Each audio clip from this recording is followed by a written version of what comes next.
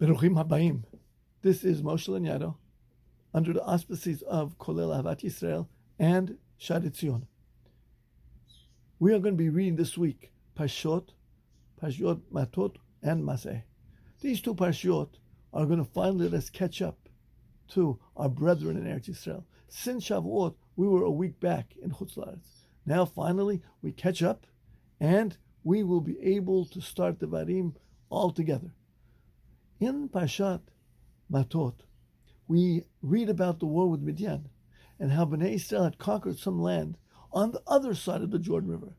And that land was very pleasing to some of the tribes, to Menashe, Gad, Reuven, and they wanted that land. And they came and approached Moshe. Moshe, we want this land. And Moshe said, but we still have to fight for Eretz Yisrael. You are going to stay here while your brethren fight?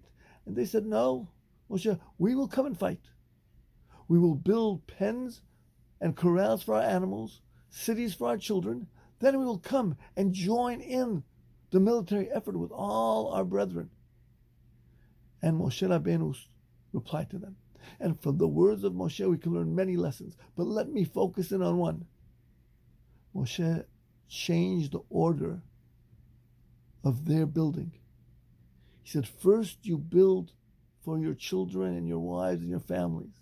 Then you build the corrals and the pens for your animal. It is not the animals, it's not your business that is all important. It's your children, your families, that's what's all important. Therefore, that comes first. That's what Moshe told them.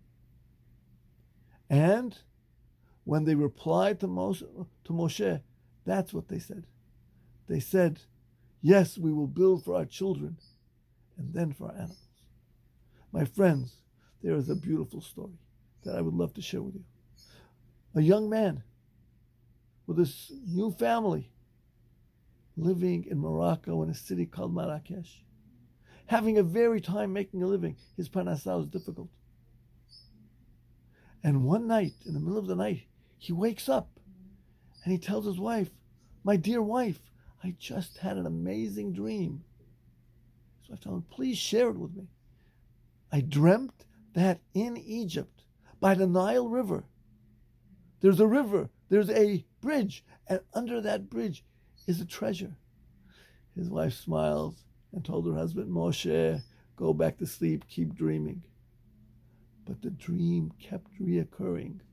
One night, 2 nights, 3 nights.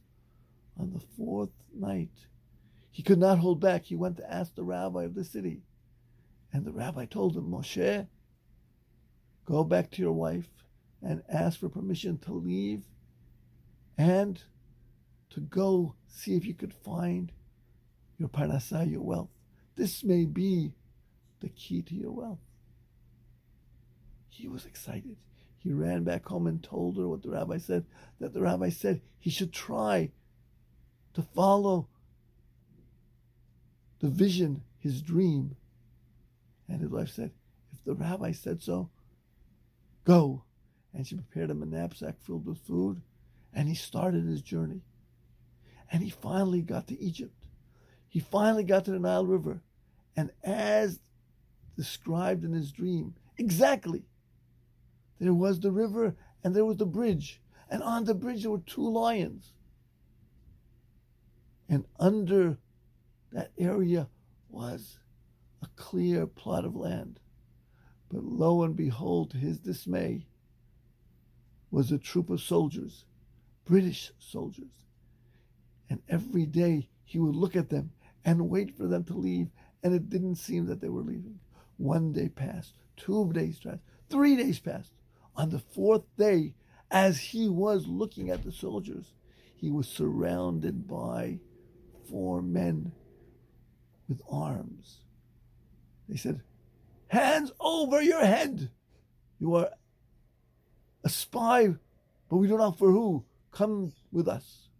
And they put him in shackles and they walked him down the mountain to British headquarters. The commanding officer told him, young man, for who do you spy? And he was petrified and he was shaking and he did not know what to answer.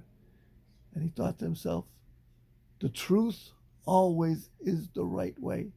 And he told the officer, "Officer, please, let me tell you the truth.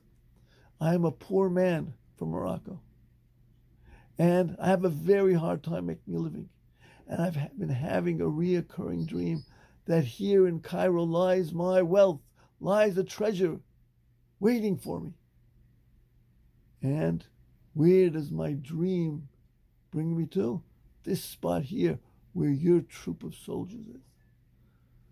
The officer started laughing with all the soldiers. "You foolish Jew, because of a dream, you leave your home and your family, and you come all the way to Cairo, Egypt, on the whims of a foolish dream." And the Moroccan just looked and stared. And the officer said, "Sir, young man, let me tell you something. I also have been having a dream that in a city in Morocco called Marrakesh, on a street named Abul Nard, at the end of the street there is a hut, no more than a shack and a home. And inside there is an oven. And under that oven there is a tremendous treasure." Moshe the Moroccan is looking and thinking, that's my house. That's my place. And he realizes that he's made a mistake. He tells the officer, "Please, I've learned my lesson. Let me go. Please, I promise to leave Egypt immediately." The British officer gave him his hand. He says, "Be on your way." And Moshe went back to Marrakesh, realizing that the greatest treasure, the greatest riches, the greatest wealth is your own home and your own family. Rabotai, please, let me wish you Shabbat Shalom and Chodesh Tov. May we all be of the realization what is important in our lives.